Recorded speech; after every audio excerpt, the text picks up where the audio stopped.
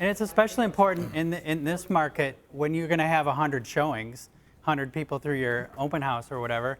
You're just trying to make rapport with a couple. And if you get really good, you might drive to someone's house for a listing appointment directly after the open house. That's great. Can I? Yeah. Can I just pepper a couple things that I've seen and have tried? And so one thing is that you don't have to do open houses from 2 to 4 every Sunday. You can do them an hour apiece. You can get with other agents who have listings in that and do a progressive open house idea where I'm going to be open for this hour, and you can be open for this hour, and then you get that kind of thing.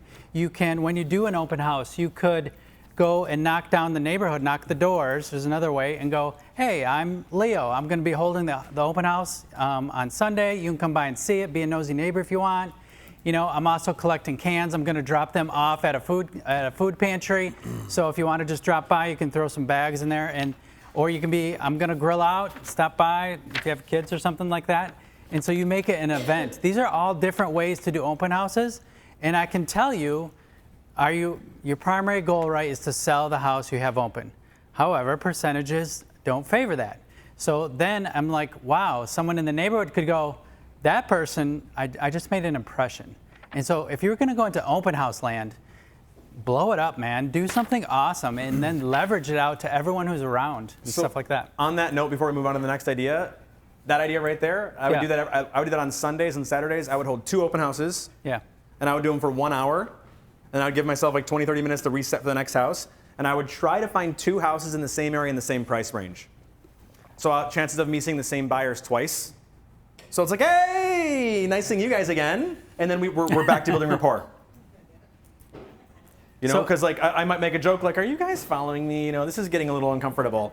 Go ahead, Jen. Well, we're finding success too with Mondays and Thursdays. Yeah, it doesn't matter what day of the week. It doesn't matter. Yeah. Yeah, some people might want to have their own weekends. So, go ahead, Mary.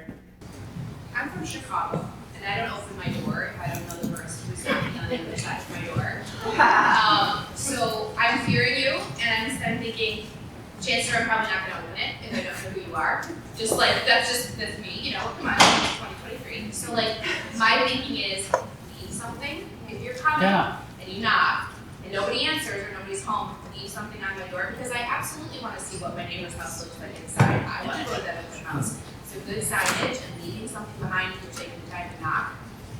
Yeah, there is something to that, because every time my Ring doorbell vibrates on my phone, I'm like, what kind of a psychopath is on my front doorstep right now?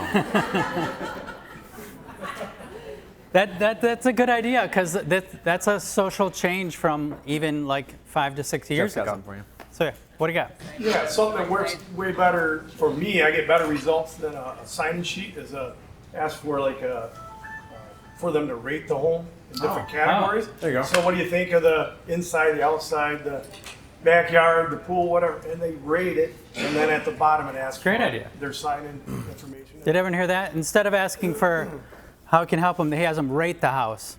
You know, like a Yelp review. What you pay Yeah. for it Yeah. right now on the bottom, Yeah. and then they're And so they participate in a survey in a sense. well. Good. Thanks. Basic, you know. Yes. Okay, so 2 things. One is know the house and know the neighborhood. There's nothing more frustrating when I came to get clients in open house, because the only time we closed yet, and somebody's covering the open house with a listing agent, and you start asking questions about the house, and like, I don't know, it's not my listing. You know, like, so if you're, particularly if you're hosting it for somebody else, make sure that you research and know that house inside and out, so that the client doesn't look at you like you're an idiot, and the listing agent is well represented. And then know the area, because that person is more likely to come back to you and potentially work with you. And then the other suggestion that I have that I've had really good success with is nosy neighbors love, right? Like, you want to know what the inside of your neighbor's house looks like, but they're always curious, what does my house worth?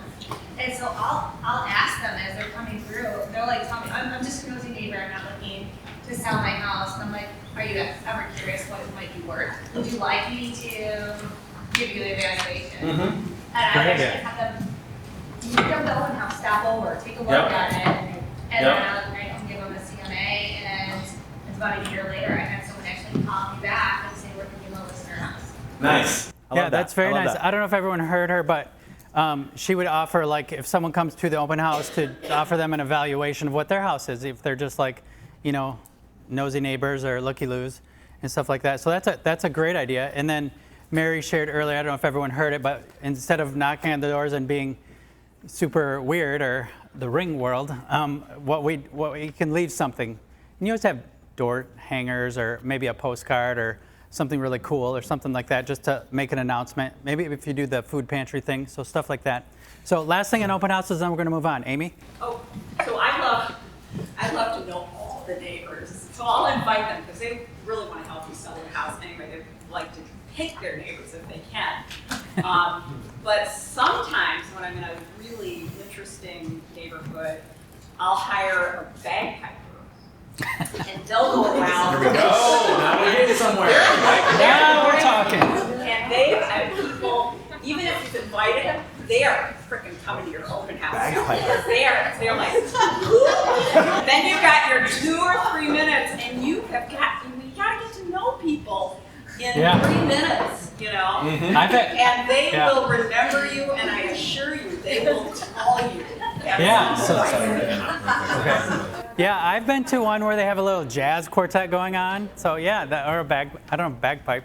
Someone else had one idea. Last one right here. Well, I was gonna say, if anyone's read the book, Exactly What to Say for Real Estate Agents, one question that I found helpful at open houses is to say, who is your agent? Not, are you working with an agent? Because people don't like to answer that. But if you say, who is your agent, you know who it is that they are working with, or if they are not working with Okay. an agent. What was the name of the book again?